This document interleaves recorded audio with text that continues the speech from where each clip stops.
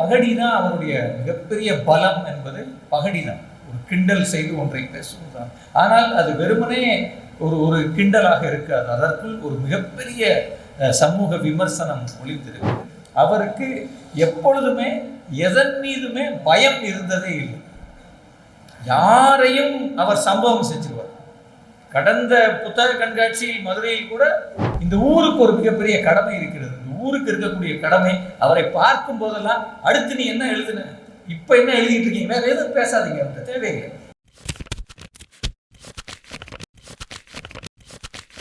அடுத்ததாக கருத்துரை வழங்க முகவரியே தேவையில்லாத அறிமுகமே, அறிமுகமே தேவையில்லாத முகவரியே எழுத்தாளர் முத்துகிருஷ்ணன், மதுரை மண்ணின் மைந்தன், உலக அளவில் பல்வேறு கருத்தரங்குகளில் கலந்து கொண்டவர், 300க்கும் மேற்பட்ட சுற்றுச்சூழல் தீண்டாமை அரசியல் வாழ்வியல் கட்டுரைகளை தந்தவர், தூங்கா நகர நினைவுகள், ஒளிரா இந்தியா, போராட்டங்களின் கதை, குரலின் வலிமை, கொல பசி போன்ற நூல்களை எழுதியுள்ளார்.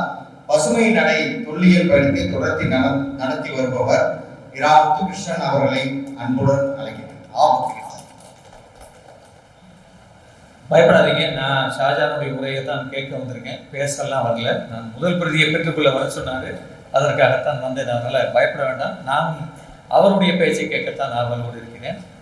ஒருவருடைய பேச்சை கேட்க ஆவலோடு எவ்வளோ காலமாக இருக்கலாம் அப்படின்னு நான் வரும்போது யோசித்து பார்த்தேன்.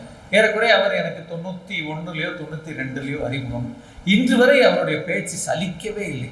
அவர் இன்னும் பேச மாட்டாரா, இன்னும் பேச மாட்டாரா என்று காமராஜ் சொன்னது போல் சாத்தூரிலும் கோவில்பட்டியிலும் தமிழ்நாட்டின் எங்கெல்லாம் நாங்கள் திருமங்கலம் உள்ளிட்டு அவரை சந்தித்திருக்கிறோமோ, அவர் எங்களோடு இருந்தாலே அந்த இடமே ஒரு எலக்ட்ரிக்கா அப்படி ஒரு கரண்ட், ஒரு நெருப்பு பாய்ந்தது போல் இருக்கு. ஏனெனில் காமராஜர் ரொம்ப சரியாக சொன்னார். இறுதியாக பேச வரதில் இருக்கக்கூடிய சிக்கல் எல்லாத்தையும் எல்லாரும் பேசிட்டாங்க, என்கிட்ட எதுவும் மிச்சம் இல்லை. என்னன்னா அவர் பகடி தான் அவருடைய மிகப்பெரிய பலம் என்பது பகடி தான். ஒரு கிண்டல் செய்து ஒன்றை பேசுவதுதான். ஆனால் அது வெறுமனே ஒரு ஒரு கிண்டலாக இருக்காது. அதற்குள் ஒரு மிகப்பெரிய சமூக விமர்சனம் ஒளிந்திருக்கும். அதை திரும்பி போய் நம்ம யோசிச்சோம்னா நாம் தனியாக அதில் வேலையை செஞ்சுக்கிட்டே இருக்கலாம். அப்படி யோசிக்கும் புள்ளிகள் அவ்வளோ கனமாக கிடக்கும். அப்போ அவருடைய பேச்சு என்பது ஏறக்குறைய ஒரு 33-34 ஆண்டுகளாக அவருடைய பேச்சு என்பது சலிக்கவே இல்லை. இப்பயும் அவரோடு ஒரு மாலை பொழுதை, ஒரு முழு இரவை அல்லது ஒரு பெரிய பயணத்தை செய்தோம் என்றால் நாம் அதிலிருந்து திரும்பும் போது இன்னும் மெருகேறி வருவோம். இன்னும் கொஞ்சம் பாலிஷ் போட்டு நம்மளை அவருடைய பேச்சு என்பது அப்படி வேலை செய்யும். அதே போல் நான் அவரிடம் பார்த்து வியந்தது என்பது அவருக்கு எப்பொழுதுமே எதன் மீதுமே பயம் இருந்ததே இல்லை. யாரையும் அவர் சம்பவம் செஞ்சிருவார். கடந்த புத்தக கண்காட்சியில் மதுரையில் கூட இந்த உலகமே மதிக்கிற ஒரு எழுத்தாளரை அவர் போற போக்கில் என்ன சம்பவம் செஞ்சாருன்னு எனக்கு தெரியும். அதை நான் இங்கே சொல்ல முடியாது. அப்படி அவருக்கு பயம் இல்லை என்கிற ஒரு இடம் இருக்கு இல்லையா. பொதுவாக யவனிகா சொன்னதை ஒட்டி சொல்லுமா, கலைஞர்களுக்கே அந்த பயம் இல்லை, எழுதுபவர்களுக்கு அந்த பயம் இருக்க வேண்டியதில்லை. அப்ப அவர் அந்த பயமற்ற ஒரு ஆளாக அப்ப ஒரு பக்கம் அவருக்கு எப்படி ஒரு பயமே இல்லாத ஒரு பெரிய சிலை போல் தெரிகிறார். பெரிய உருவமா அவர். பயமற்றவர்கள் இந்த சமூகத்துல எவ்வளோ முக்கியம், எவ்வளோ ரேர் அவங்க. ஏன்னா இந்த ஒட்டுமொத்த சமூகமும் பயந்த சமூகம், எல்லாவற்றுக்கும் கட்டுப்பட்ட அடங்கிய சிந்திக்க மறுக்கிற ஒரு சமூகம். ஐயோ ஏன் எல்லாரும் உன்னை செஞ்சா நம்மளும் அதை செஞ்சிருவோம், நம்ம ஏன் எதிர் திசையில போகணும் என்று இந்த ஒட்டுமொத்த சமூகமும் ஒரு ஆமாஞ்சாமி சமூகம் தான். அதனால்தான் எழுதுகிறவர்கள் மிகச்சிலராக, சிந்திப்பவர்கள் மிகச்சிலராக அல்லது தனித்து அவங்க தெரிகிறாங்க. திருமங்கலத்தில் லட்சக்கணக்கானவர்கள் நீங்கள் வாழலாம். ஆனால் அந்த ஒரு பச்சை கிளி, செத்த கிளியை தூக்கிட்டு போற நாயை பார்த்த ஒரே கண் அவரோட கண் தான். திருமங்கலத்தின் அணில்களை பார்த்தது, திருமங்கலத்தின் எளியவர்களை, அவருடைய காட்டாறு சிறுகதைக்குள் இந்த நிலத்தின் எளியவர்களை அவர் ஒரு மிக பெரும் கதாபாத்திரங்களாக மாறி வைத்ததை தமிழகமே வியந்து வாசித்தது. இன்றைக்கும் நான் சொல்வேன், அவருடைய காட்டாறு தொகுதியில் இருக்கக்கூடிய அந்த கதைகளில் தமிழ் சிறுகதையின் தடம் என்று ஒருவர் தமிழின் மிகச்சிறந்த 50 கதைகளை தொகுத்தால் அதில் ஷாஜானின் கதை இடம்பெறும். அதுதான் திருமங்கலம் நகரத்தின் மிக பெருமிதமான ஒரு விஷயம். அப்போ ஒரு நிலத்தில் வாழுகிற ஒரு எழுத்தாளனை, அந்த நிலத்தை அப்போ இந்த திருமங்கலத்தில் இருக்க எல்லாருக்கும் இருக்கக்கூடிய கண் வேறு, அவரோட கண் வேறு. அவரோட கண் ரொம்ப நுட்பமான ஒரு கண். நமக்கு எல்லாம் கண் இருக்குன்னு நம்ம சொல்லிக்கலாம். அந்த கண்ணு நமக்கு ஃபங்க்ஷனலாக ஏதோ ஒன்றுக்கு பயன்படுது, நடந்து போகிறதுக்கு, சாப்பிட்றதுக்கு, ஏதோ ஒன்றுக்கெல்லாம் பயன்படுது. ஆனால் ஷாஜானின் கண்ணுக்கு நிகரான கண்கள் இல்லை என்பதுதான் ரொம்ப முக்கியம். அதனால்தான் எழுத்தாளர்களை, கலைஞர்களை, இது போன்ற படைப்பாளிகளை ஒவ்வொரு நிலமும் கொண்டாட வேண்டும் என்று நாம் திரும்பி திரும்பி சொல்வதே இவர்களின் கண்கள் மகத்தான கண்கள். இவர்கள் சிந்திக்கும் விஷயங்கள் இந்த சமூகத்திற்கானவை.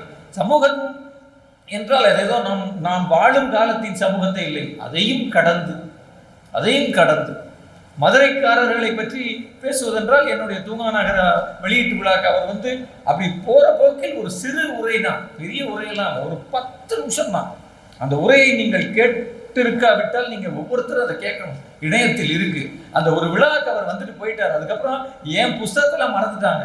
எனக்கு வந்த 100கணக்கான போன்கள், யாருக்கு அவரு, இவ்வளவு நாள் அவர் எங்க இருந்தாரு, அப்படி ஒரு ஒரு மகத்தான ஒரு பேச்சு. அப்ப பேச்சு, அப்புறம் அந்த பேச்சினுடைய நுட்பம், அப்புறம் வளவளன்னு பேசுறாள். அவர் ரொம்ப சுருக்கமா, சரியா, ரொம்ப பாயிண்டடா, அப்படி ஒரு அம்பு பாய்ந்தது போல் இருக்கும் அவருடைய அப்ப அப்படியான கண்கள்.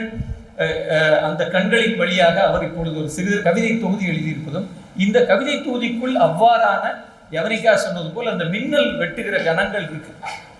மின்னல் வந்தா என்ன செய்வோம்? எல்லாரும் பயந்து வீட்டுக்குள்ள போய் உட்காந்துக்கிடுவோம், ஜன்னல் எல்லாம் மூடிடுவோம், திரைய போட்டுருவோம். ஆனா மின்னல் வந்தால் அதை துணிந்து வெளியே நின்று பார்க்கிறவன் தான் கலைஞன், அதை படம் பிடிப்பவன் தான் கலைஞன். அதுதான் ஷாஜஹான். அப்ப அப்படியான மின்னல் தெரிப்புகள், மின்னலை போன்ற காட்சிகள் இந்த கவிதை தொகுதியில் நிறைய இருக்கு. எல்லா கவிதையும் தீர்த்துட்டாங்க. நான் எழுதி வச்சது இப்ப நான் வாசிக்க விரும்பவில்லை. அப்ப இந்த கவிதை தொகுதிக்குள்ளும் அவருடைய லாவகமான மொழியும் அந்த கவிதை நிகழ்த்தும் கணங்களும் பிரமாதமாக இருக்கு. அது எல்லாமே ரொம்ப ஒரிஜினலாக இருக்கு, அவருக்கே உரியதாக இருக்கிறது. அப்ப அப்படியான ஒருவரது இந்த கவிதை தொகுதியை நீங்கள் அனைவரும் முதலில் வாங்கி செல்ல வேண்டும் என்று நான் அழுத்தமாக கேட்டுக்கொள்கிறேன். ஒரு பிரதி அல்ல, முடிந்தால் 5ஓ 10ஓ வாங்குங்க. திருமங்கலம் முழுக்க அதை விதை நெல்லை போல நீங்க விதைக்கணும். இந்த ஊருக்குள்ள, இந்த ஊர் அந்த அந்த அந்த அந்த மகத்தான கலைஞர்களை கொண்டாடுதல் என்பது அதுதான். வேற எதுவும் நீங்க அவருக்கு திருப்பி தர முடியாது. எதையுமே அவர் வாங்க மாட்டார். அவர் எதையுமே எங்கேயுமே எதிர்பார்க்கவும் மாட்டார். எப்பயுமே அவர் இந்த உலகத்திடம் எதையும் எதிர்பார்க்காதான் அவருக்கு இந்த துணிச்சலை கொடுக்குது. நம்ம எதிர்பார்த்தோம்னா என்ன ஆகும்? காம்ப்ரமைஸ் ஆகிடுவோம். அவர் எங்கும் எதையும் எதிர்பார்க்காதவர் என்பதை நான் எந்த மேடையில் வேண்டுமானாலும் உறக்க நான் சொல்வேன். என்றால் எனக்கு 33-34 வருஷம். அப்போ அவருக்கும் எனக்குமான நெருக்கம் என்பதை நான் என்ன சொல்வேன்? நான் பெருமையாக சொல்வேன். நாங்களாம் 35-year-old பேட்ச்னு அடுத்த வருஷம் சொல்வேன். ஏன்னா அவரை அவ்வளவு காலம் நெருங்க நின்று பார்ப்பதும், வியப்பதும், இன்னும் அந்த வியப்பு அடங்காமல் இருப்பதும் தான் ஷாஜஹான் என்கிற இந்த மகத்தான கலைஞன் என்று நான் நினைக்கிறேன். இந்த இந்த இந்த தொகுதிக்குள் நிறைய தெரிப்பான விஷயங்கள் இருக்கு. நிச்சயம் நீங்கள் ஒவ்வொருவருமே அதை வாங்கி வாசிக்க வேண்டும். நீங்கள் அந்த கவிதையின் கணங்களை நீங்கள் அனுபவிக்க வேண்டும். அது என்னதான் இங்கே மேற்கோள் காட்டியிருந்தாலும் அது அவங்க வாசிப்பு, உங்கள் வாசிப்பு என்று ஒன்று இருக்கிறது.